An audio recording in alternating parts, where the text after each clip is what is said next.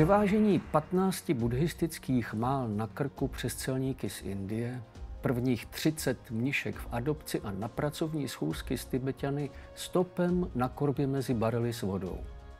Měli jsme tehdy hodně času a díky tomu dobře poznali tibetskou komunitu v Indii. 20 let fungování nás však změnilo. Ze skupiny nadšenců se stala organizace, která pravidelně podporuje vzdělání a životní podmínky 500 tibetských dětí a seniorů a pomáhá udržovat tradice tibetských nomádů.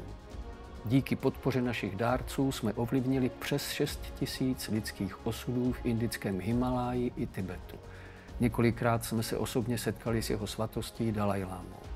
A chceme pokračovat dál.